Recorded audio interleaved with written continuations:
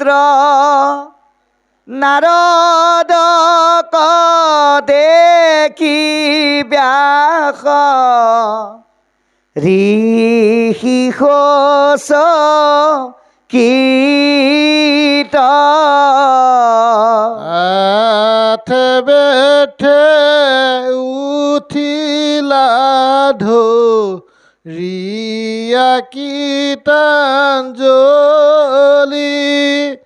পৰম গৌৰৱে ঋষি কৰিয়া সেৱলি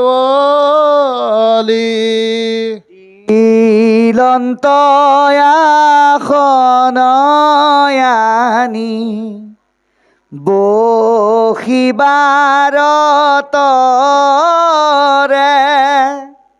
পাদ্যৰ্ঘে গন্ধে ধূপে পূজিলা সাদৰে প্ৰণিপাতে পুছিলাকু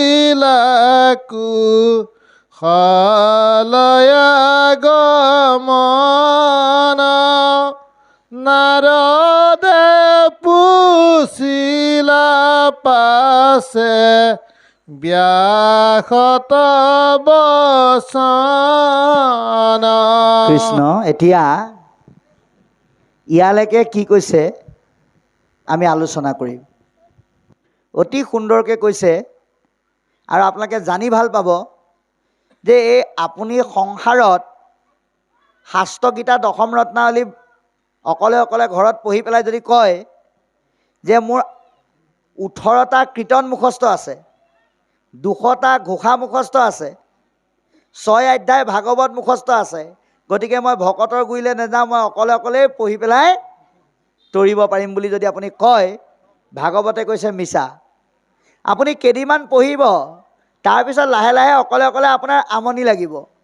কেতিয়াবা যদি কোনোবা ভকতক লগ পাই আপুনি খুব বাহাদুৰি মাৰি ক'ব বোলে মোৰ ঘৰত 3খন গীতা আছে, 7খন ভাগৱত আছে, 14খন কীৰ্তন আছে, 25খন ঘোষা আছে, যে আপুনি পঢ়ে নে নপঢ়ে? বোলে আগতে পঢ়িছিলোঁ, এতিয়া ৰাতি 12টা বজাত বোলে নিগনিয়ে পঢ়ে। গতিকে ভাগৱতকে আদি কৰি শাস্ত্ৰৰ তত্ত্ব অকলে পঢ়ি কোনেও তৰিব নোৱাৰে। সেইকাৰণে আমাক সিদ্ধান্ত দিছে কি বুলি? ব্যাস যদিও অৱতাৰী পুৰুষ, তেওঁ আমাক এটা ডাঙৰ আদৰ্শ দেখুৱাই থৈ গৈছে যে সংগ অবিহনে, সৎসংগ